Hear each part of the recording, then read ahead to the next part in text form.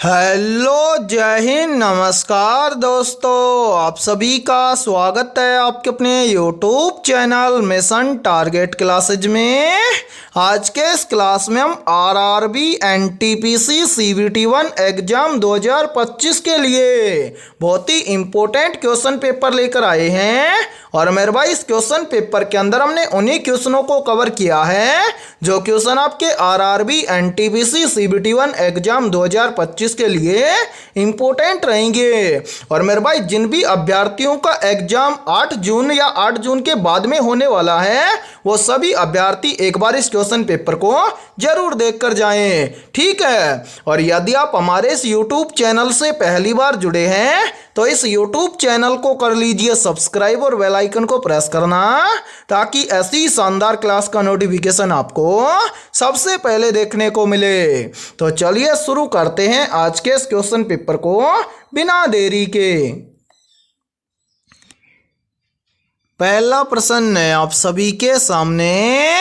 नीचे दी गई श्रृंखला श्रेणी में प्रश्न चिन्ह के स्थान पर आने वाली संख्या को ज्ञात करें।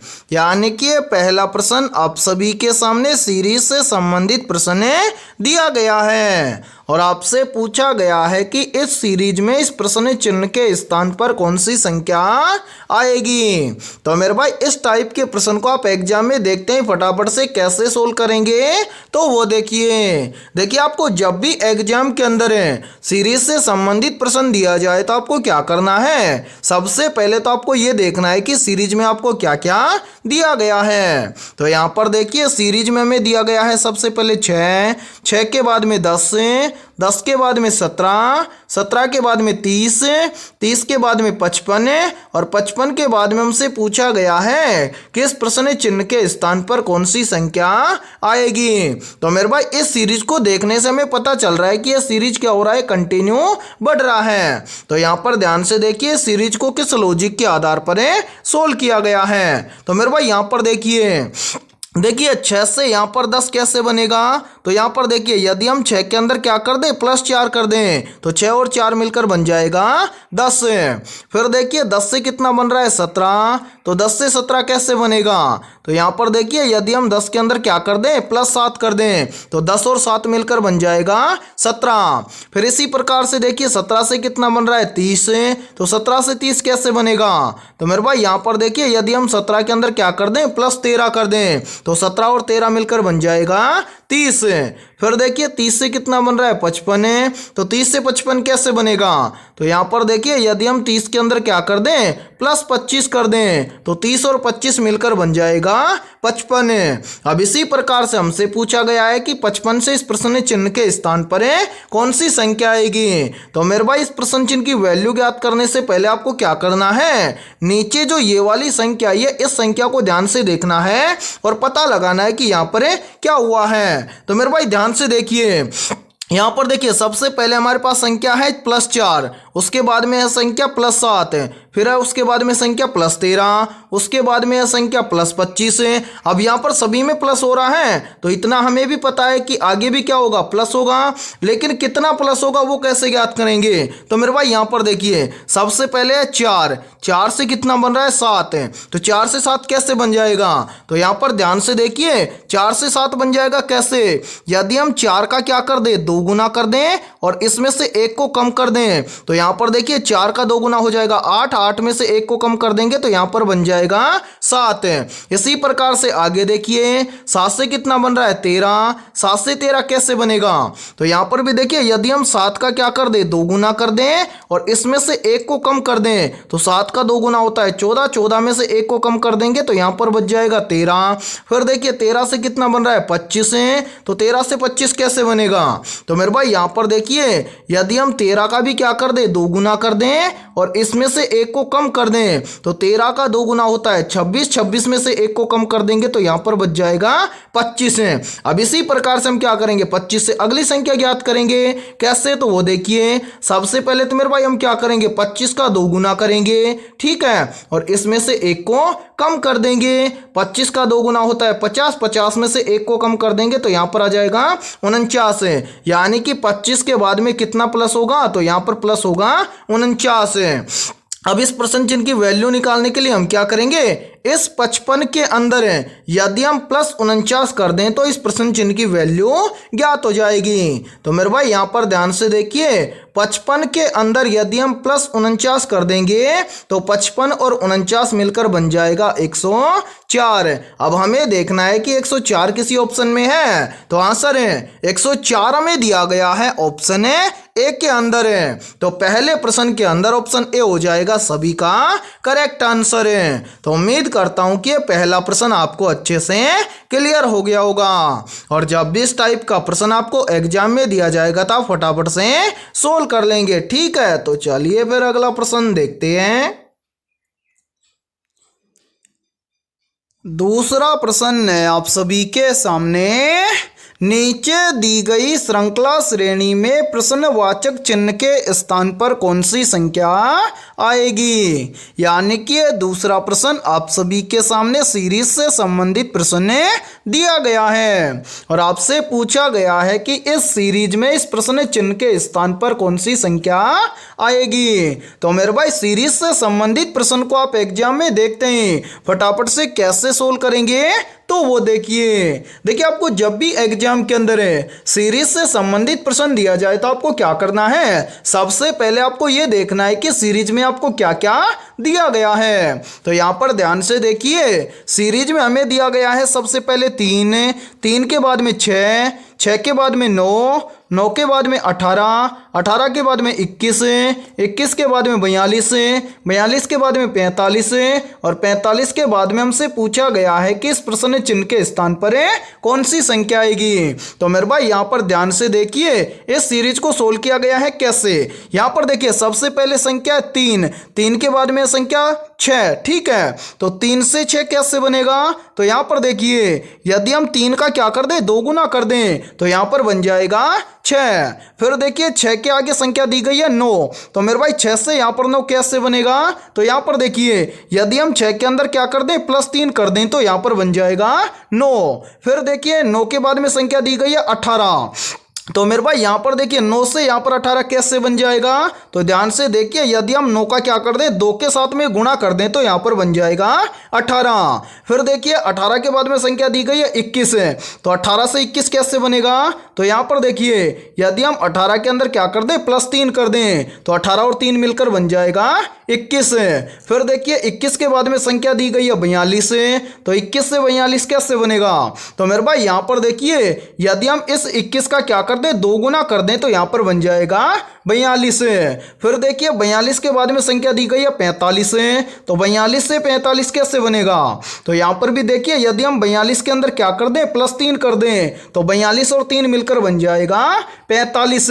अब इसी प्रकार से हमसे पूछा गया है कि 45 के बाद में इस प्रश्न चिन्ह के स्थान पर कौन सी संख्या आएगी। तो मेरे भाई इस प्रश्न चिन्ह की वैल्यू ज्ञात करने से पहले नीचे जितनी भी संख्याएं आई हैं इन सभी संख्याओं को ध्यान से देखिए और पता लगाइए कि यहाँ पर क्या हुआ है। तो मेरे भाई यहाँ पर देखिए सबसे पहले क्या हुआ 2 गुना, फिर क्या हुआ +3, फिर क्या हुआ 2 गुना, फिर क्या हुआ +3, फिर क्या हुआ 2 गुना, फिर क्या हुआ +3। यानी कि यहाँ पर सीरीज चल रहा है कैसा, देखिए गुणा 2 +3 गुणा 2 +3 गुणा 2 +3। अब क्या हो जाएगा मेरे भाई, यहाँ पर हो जाएगा गुणा 2, यानी कि इस प्रश्न चिन्ह की वैल्यू ज्ञात हो जाएगी कैसे, यदि हम इस 45 का क्या कर दें 2 के साथ में गुणा कर दें। तो मेरे भाई यहाँ पर ध्यान से देखिए, यहाँ पर हम क्या कर देंगे इस 45 का 2 के साथ में गुना कर देंगे, तो यहाँ पर देखिए 45 2 के हो जाएगा 90, यानी कि इस प्रश्न चिन्ह के स्थान पर संख्या भरी जाएगी 90। और ध्यान से देखिए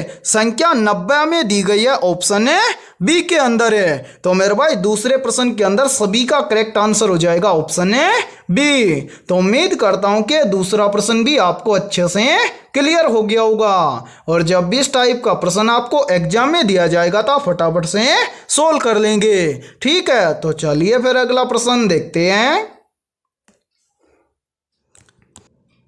तीसरा प्रश्न है आप सभी के सामने, निम्न में से माउंट एवरेस्ट की ऊंचाई कितनी है। तो यहाँ पर देखिए इन चारों में से करेक्ट आंसर हो जाएगा सभी का ऑप्शन है बी, यानी कि माउंट एवरेस्ट की ऊंचाई है 8,848 मीटर है। तो तीसरे प्रश्न के अंदर करेक्ट आंसर हो जाएगा सभी का ऑप्शन है बी।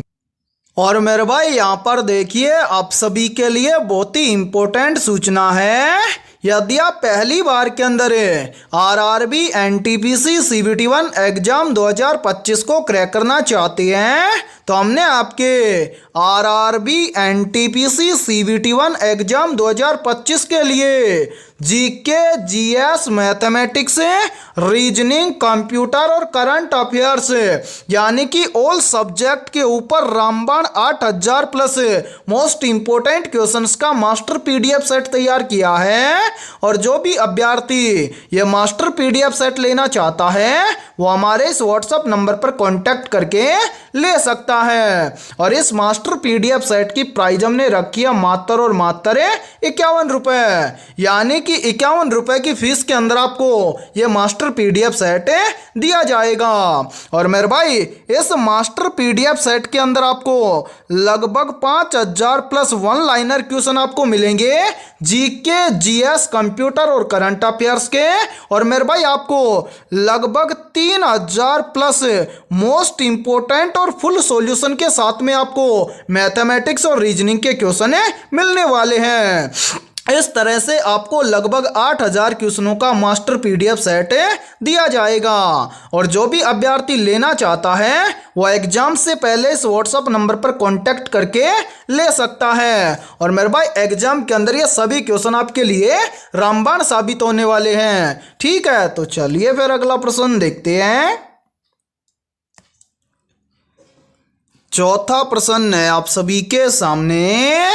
नीचे दी गई श्रृंखला श्रेणी में प्रश्न चिन्ह के स्थान पर आने वाली संख्या को ज्ञात करें। यानी कि चौथा प्रश्न आप सभी के सामने सीरीज से संबंधित प्रश्न दिया गया है और आपसे पूछा गया है कि सीरीज में इस प्रश्न चिन्ह के स्थान पर कौन सी संख्या आएगी। मेरे भाई मोस्ट इंपोर्टेंट प्रश्न है ये, और इस टाइप के प्रश्न एग्जाम के अंदर बार बार रिपीट होते हैं। तो इस टाइप के प्रश्न को आप एग्जाम में देखते हैं कैसे सोल्व करेंगे, तो वो देखिए यहां पर देखिए मेरे भाई सबसे पहले सीरीज में हमें संख्या दी गई है 4, उसके बाद में संख्या दी गई है 8। तो 4 से 8 कैसे बनेगा, तो यहां पर देखिए यदि इस 4 का हम क्या कर दें, दोगुना कर दें, तो यहां पर बन जाएगा 8। फिर देखिए इसी प्रकार से यहां पर क्या किया गया है, 12 के जस्ट आगे संख्या दी गई है 24। तो यहां पर 12 से 24 कैसे बनेगा, तो यहां पर देखिए यदि हम यहां पर भी 12 का दोगुना कर दें तो 12 का दोगुना होता है 24। अब इसी प्रकार से हमें क्या करना है, 18 से इस प्रश्न चिन्ह की वैल्यू निकालनी है। तो मेरे भाई 18 से इस प्रश्न चिन्ह की वैल्यू निकालने के लिए हम क्या करेंगे, तो वो देखिए सबसे पहले देखिए 4 से 8 बनाने के लिए क्या किया, 4 का 2 गुना। 12 से 24 बनाने के लिए क्या किया, 12 का 2 गुना। अब इसी प्रकार से 18 से इस प्रश्न चिन्ह की वैल्यू ज्ञात करने के लिए हम क्या कर देंगे, 18 का कर देंगे 2 गुना। तो मेरे भाई 18 का 2 गुना कितना होता है, तो 18 का 2 गुना होता है 36, यानी कि इस प्रश्न चिन्ह के स्थान पर संख्या भरी जाएगी 36। अब हमें देखना है कि 36 किसी ऑप्शन में है, तो आंसर 36 हमें दिया गया है ऑप्शन ए के अंदर है। तो चौथे प्रश्न के अंदर ऑप्शन ए हो जाएगा सभी का करेक्ट आंसर है। तो उम्मीद करता हूं कि चौथा प्रश्न भी आपको अच्छे से क्लियर हो गया होगा। और जब भी इस टाइप का प्रश्न आपको एग्जाम में दिया जाएगा तो आप फटाफट से सोल्व कर लेंगे। और मेरे भाई आपको हर क्लास के अंदर जो भी क्वेश्चन मिलेगा सभी के सभी क्वेश्चन आपको अलग मिलेंगे और सभी क्वेश्चनों के अंदर अलग लॉजिक लगने वाला है। तो एग्जाम तक आप जरूर जुड़े रहिए, क्योंकि इस टाइप के प्रश्न आपके एग्जाम के अंदर बार बार रिपीट होते हैं। ठीक है, तो चलिए फिर अगला प्रश्न देखते हैं। पांचवा प्रश्न है आप सभी के सामने। जल का घनत्व अधिकतम किस तापमान पर होता है।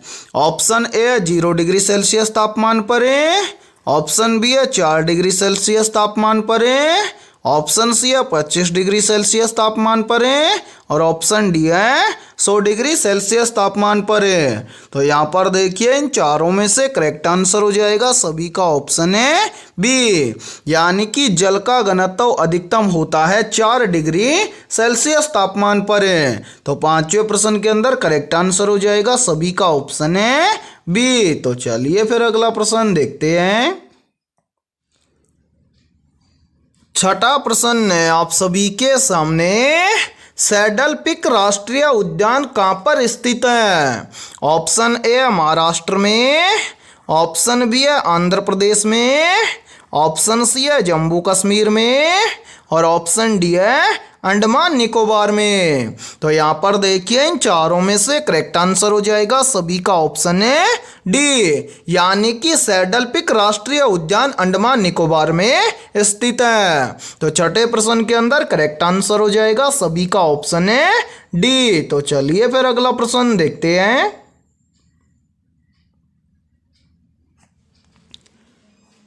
सातवां प्रश्न है आप सभी के सामने, निम्नलिखित में से किस रंग की तरंग दैर्घ्य सर्वाधिक होती है? ऑप्शन ए लाल रंग की, ऑप्शन बी है बैंगनी रंग की, ऑप्शन सी है पीले रंग की और ऑप्शन डी है हरे रंग की। तो यहाँ पर देखिए इन चारों में से करेक्ट आंसर हो जाएगा सभी का ऑप्शन है ए, यानी कि लाल रंग की तरंग दैर्घ्य सर्वाधिक होती है। तो सातवें प्रश्न के अंदर करेक्ट आंसर हो जाएगा सभी का ऑप्शन है ए। तो चलिए फिर अगला प्रश्न देखते हैं। आठवां प्रश्न है आप सभी के सामने, निम्न में से क्विक सिल्वर किस धातु का नाम है? तो यहाँ पर देखिए इन चारों में से करेक्ट आंसर हो जाएगा सभी का ऑप्शन है बी, यानी कि पारा धातु का नाम है क्विक सिल्वर है, या फिर हम बोल सकते हैं कि क्विक सिल्वर पारा धातु का नाम है। ठीक है, तो चलिए फिर अगला प्रश्न देखते हैं। नौवां प्रश्न है आप सभी के सामने, फेदोमीटर का उपयोग किसे मापने के लिए किया जाता है? मोस्ट इंपोर्टेंट प्रश्न है ये, तो जल्दी से बताइए इन चारों में से करेक्ट आंसर है क्या होगा। आपसे पूछा गया है कि फेदोमीटर का उपयोग किसे मापने के लिए किया जाता है। तो यहाँ पर देखिए इन चारों में से करेक्ट आंसर हो जाएगा सभी का ऑप्शन है सी, यानी कि फेदोमीटर का उपयोग समुद्र की गहराई मापने के लिए किया जाता है। तो नौवे प्रश्न के अंदर करेक्ट आंसर हो जाएगा सभी का ऑप्शन है सी। और मेरे भाई इस क्लास के अंदर बहुत ही इंपॉर्टेंट क्वेश्चन होने वाले हैं, इसलिए सभी को इस क्लास के अंदर एंड तक बने रहना है। ठीक है, तो चलिए फिर अगला प्रश्न देखते हैं। 10वां प्रश्न है आप सभी के सामने, मानव शरीर की सबसे बड़ी मिश्रित स्रावी ग्रंथि कौन सी है? तो यहाँ पर देखिए इन चारों में से करेक्ट आंसर हो जाएगा सभी का ऑप्शन है सी, यानी कि मानव शरीर की सबसे बड़ी मिश्रित स्रावी ग्रंथि है अग्नाशय ग्रंथि। तो 10वें प्रश्न के अंदर करेक्ट आंसर हो जाएगा सभी का ऑप्शन है सी। और मेरे भाई यहाँ पर देखिए यहीं से क्वेश्चन और बनता है, और ये क्वेश्चन भी काफी बार एग्जाम के अंदर रिपीट होता है। प्रश्न पूछा जाता है कि मानव शरीर की सबसे बड़ी ग्रंथि कौन सी है? तो मेरे भाई याद रखना, मानव शरीर की सबसे बड़ी ग्रंथि है यकृत ग्रंथि। इसी के साथ में यहीं से क्वेश्चन और बनता है, और यह क्वेश्चन भी काफी बार एग्जाम के अंदर रिपीट होता है। प्रश्न पूछा जाता है कि आरबीसी यानी कि लाल रक्त कोशिकाओं का कब्रिस्तान किसे कहा जाता है? तो मेरे भाई याद रखना, आरबीसी या लाल रक्त कोशिकाओं का कब्रिस्तान कहा जाता है पलिया को। ठीक है, और काफी बार एग्जाम के अंदर पूछ लिया जाता है कि आरबीसी का जीवन काल कितने दिन का होता है? तो मेरे भाई याद रखना, आरबीसी का जीवन काल होता है 120 दिन का। ठीक है, और यहाँ पर आपका करेक्ट आंसर हो जाएगा सभी का ऑप्शन है सी। तो चलिए फिर अगला प्रश्न देखते हैं। 11वां प्रश्न है आप सभी के सामने, गांधी इरविन समझौता किस आंदोलन के समय हुआ था? ऑप्शन ए असहयोग आंदोलन के समय, ऑप्शन बी है भारत छोड़ो आंदोलन के समय, ऑप्शन सी है नमक सत्याग्रह के समय और ऑप्शन डी है सविनय अवज्ञा आंदोलन के समय। तो यहाँ पर देखिए इन चारों में से करेक्ट आंसर हो जाएगा सभी का ऑप्शन है डी, यानी कि गांधी इरविन समझौता हुआ था सविनय अवज्ञा आंदोलन के समय। तो 11वें प्रश्न के अंदर करेक्ट आंसर हो जाएगा सभी का ऑप्शन है डी। तो चलिए फिर अगला प्रश्न देखते हैं। 12वां प्रश्न है आप सभी के सामने, भारत की सबसे बड़ी कृत्रिम झील कौन सी है? मेरे भाई मोस्ट इंपोर्टेंट प्रश्न है ये, तो जल्दी से बताइए इन चारों में से करेक्ट आंसर है क्या होगा। आपसे पूछा गया है कि भारत की सबसे बड़ी कृत्रिम झील कौन सी है। तो यहाँ पर देखिए इन चारों में से करेक्ट आंसर हो जाएगा सभी का ऑप्शन है ए, यानी कि भारत की सबसे बड़ी कृत्रिम झील है गोविंद सागर झील। तो 12वें प्रश्न के अंदर करेक्ट आंसर हो जाएगा सभी का ऑप्शन है ए। तो चलिए फिर अगला प्रश्न देखते हैं। 13वां प्रश्न है आप सभी के सामने, मछली की विशेष संरचना जो उसे श्वास लेने में मदद करती है। या फिर देखिए इसी प्रश्न को एग्जाम के अंदर घुमाकर ऐसे भी पूछ लिया जाता है। प्रश्न पूछा जाता है कि मछली किसकी सहायता से श्वास लेती है। तो यहाँ पर देखिए इन चारों में से करेक्ट आंसर हो जाएगा सभी का ऑप्शन है डी, यानी कि मछली गिल्स की सहायता से श्वास लेती है। तो 13वें प्रश्न के अंदर करेक्ट आंसर हो जाएगा सभी का ऑप्शन है डी। तो चलिए फिर अगला प्रश्न देखते हैं। 14वां प्रश्न है आप सभी के सामने, वुलर झील किस राज्य या किस केंद्र शासित प्रदेश में स्थित है। तो जल्दी से कमेंट सेक्शन के अंदर कमेंट करके बताइए कि इन चारों में से करेक्ट आंसर है क्या होगा। आपसे पूछा गया है कि वुलर झील किस राज्य या फिर किस केंद्र शासित प्रदेश में स्थित है। तो यहाँ पर देखिए इन चारों में से करेक्ट आंसर हो जाएगा सभी का ऑप्शन है बी, यानी कि वुलर झील जम्मू और कश्मीर राज्य या फिर केंद्र शासित प्रदेश में स्थित है। तो 14वें प्रश्न के अंदर करेक्ट आंसर हो जाएगा सभी का ऑप्शन है बी। तो चलिए फिर अगला प्रश्न देखते हैं। 15वां प्रश्न है आप सभी के सामने, जापानी संसद को किस नाम से जाना जाता है। तो यहाँ पर देखिए इन चारों में से करेक्ट आंसर हो जाएगा सभी का ऑप्शन है बी, यानी कि जापानी संसद को डायट के नाम से जाना जाता है। ठीक है, तो चलिए फिर अगला प्रश्न देखते हैं। 16वां प्रश्न है आप सभी के सामने, भारत का सिलिकॉन वैली किसे कहा जाता है। तो यहाँ पर देखिए इन चारों में से करेक्ट आंसर हो जाएगा सभी का ऑप्शन है सी, यानी कि भारत का सिलिकॉन वैली कहा जाता है बेंगलुरु को। तो 16वें प्रश्न के अंदर करेक्ट आंसर हो जाएगा सभी का ऑप्शन है सी। तो चलिए फिर अगला प्रश्न देखते हैं। 17वां प्रश्न है आप सभी के सामने, निम्न में से एनोर बंदरगाह किस राज्य में स्थित है।